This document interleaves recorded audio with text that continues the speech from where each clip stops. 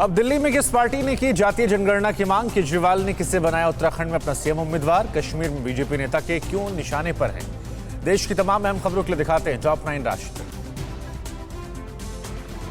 BJP के सहयोगी दलों के बीच भी जातीय जनगणना की मांग तेज हो रही है। नीतीश के बाद अब अपना दल ने भी इसकी मांग कर दी है। केंद्र में मंत्री और अपना दल की नेता अनुप्रिया पटेल ने कहा कि यह देश की मांग है। इसके साथ ही अनुप्रिया ने ओबीसी मंत्रालय बनाने की भी वकालत की है। यूपी में चुनाव सिर पर देख जातीय गोलबंदी के लिए नेता कुछ भी बयान देने से नहीं हिचक रहे। बीएसपी के महासचिव और सांसद सतीश चंद्र मिश्रा ने कहा है कि यूपी में ब्राह्मणों पर अत्याचार हो रहा है। मिश्रा ने कहा कि कानपुर के विकास दुबे कांड में एक दिन पहले ससुराल आई खुशी दुबे को जेल में डाल दिया गया। उसकी जमानत तक नहीं होने दी जा रही है। राकेश अस्थाना को दिल्ली पुलिस का कमिश्नर बनाए जाने का मामला दिल्ली हाई कोर्ट पहुंच गया है। मामले पर आज सुनवाई होगी। याचिकाकर्ता ने सुप्रीम कोर्ट के निर्देश के हवाले से कार्रवाई की मांग की है, जिसमें दावा किया गया है कि अस्थाना की नियुक्ति के लिए निर्धारित मानदंड को नजरअंदाज किया गया।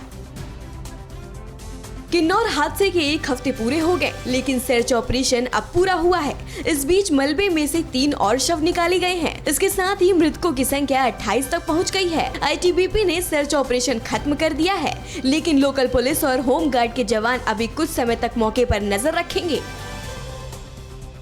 आम आदमी पार्टी ने केजरीवाल को छोड़कर पहली बार किसी चेहरे को अपना मुख्यमंत्री उम्मीदवार घोषित किया है। पार्टी प्रमुख केजरीवाल ने केदारनाथ के पुनर्निर्माण में अहम भूमिका निभाने वाले कर्नल अजय कोठियाल को उत्तराखंड में अपनी पार्टी की ओर से मुख्यमंत्री का चेहरा बना दिया है। मंगलवार को देहरादून पहुंचे केजरीवाल ने कोठियाल के नाम की घोषणा करते हुए कहा कि देश को नेता नहीं देशभक्त चाहिए। इस मौके पर केजरीवाल और कोठियाल के साथ भारी संख्या में आप कार्यकर्ताओं ने रोड शो निकाला। पहले ही उत्तराखंड के लोगों को 300 यूनिट तक बिजली फ्री देने का वादा कर चुके केजरीवाल ने कहा कि उत्तराखंड को आध्यात्मिक राजधानी बनाएंगे। वहीं सीएम का चेहरा बनाए जाने पर कर्नल कोठियाल ने कहा कि प्रदेश में प्रतिभाओं की कोई कमी नहीं है, बस युवाओं को सही मार्गदर्शन की जरूरत है। कोठियाल ने आगे कहा कि अगले विधानसभा चुनाव के बाद प्रदेश में आपकी सरकार बनेगी और तब उत्तराखंड में विकास के लिए कोई कदम नहीं छोड़ा जाएगा। इनकम टैक्स डिपार्टमेंट ने एनसीआर में टेलीकॉम सर्विस देने वाली एक कंपनी पर छापा मारा है। ये छापा एनसीआर में कंपनी के 5 ठिकानों पर डाला गया है। सर्च के दौरान कंपनी की खरीद और इंपोर्ट से जुड़े दस्तावेजों की छानबीन किए जाने की खबर है। बताया गया है कि कंपनी टेलीकॉम से जुड़े सामान की ट्रेडिंग और उसे इंस्टॉल करने का काम करती है।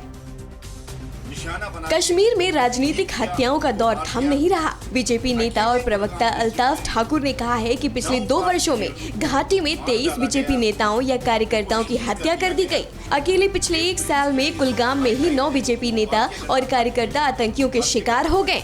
अल्ताफ ठाकुर ने पार्टी नेताओं और कार्यकर्ताओं की ओर से कड़ी सुरक्षा की मांग की है।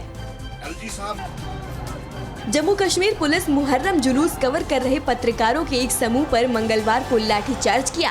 पुलिस ने शहर के जहांगीर चौक पर मुहर्रम के 10 दिनों की शोक की अवधि के 8वें दिन जुलूस निकालने की कोशिश कर रहे कुछ शिया मुस्लिमों को हिरासत में लिया है। पत्रकारों का आरोप है कि मीडिया कर्मी अपना काम कर रहे थे, तभी पुलिस ने उन पर लाठी से हमला कर दिया। कश्मीर प्रेस फोटोग्राफर एसोसिएशन ने पुलिस के बल प्रयोग की निंदा की है।